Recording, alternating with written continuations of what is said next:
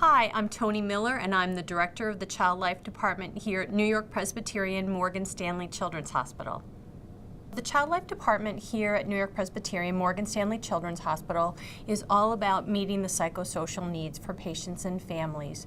We have a background in child development and child psychology, medical terminology, physiology, and a whole bunch of classes that have to do with the child in the hospital and the family. And so what we do is we prepare children in a way that they'll understand for procedures.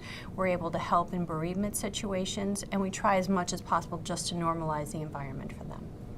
The hospital experience is new for most people, so it seems that our role in helping them navigate that and trying to make the experience as manageable as possible has been really helpful. And a lot of what we do dovetails with the rest of the medical team. So as they're working on the physical healing, we're working on that emotional and psychological impact.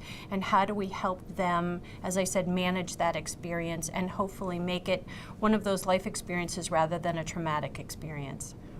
I think one of the things that parents have a tendency to do in wanting to protect their child is they seem to want to withhold information because they think that that might make their child more anxious. But in actuality, the withholding of the information does make them more anxious because children will then fill in the blanks with their imagination.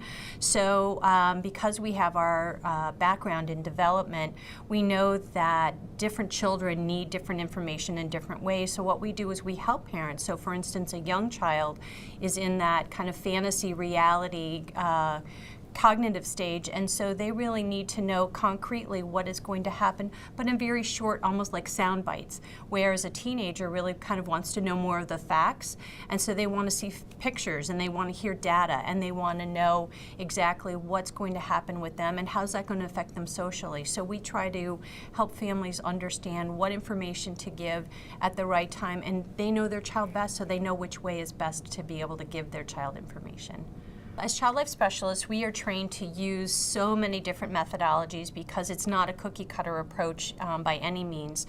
So depending on the child, we use medical preparation, we call it medical play, and we take a doll for younger children and we'll demonstrate whatever procedure they're going to have on the doll. They watch us, and then we give the equipment over to them and let them actually practice, so to speak, and it helps reduce their anxiety. And I mean, like any one of us, if you get a chance to rehearse something first, it makes it that much more manageable. For older kids, as I was explaining, if I brought out a doll, they would think I was crazy. So they really want to see photographs. So we've actually begun to use iPads for therapeutic reasons. We are able to download apps for distraction.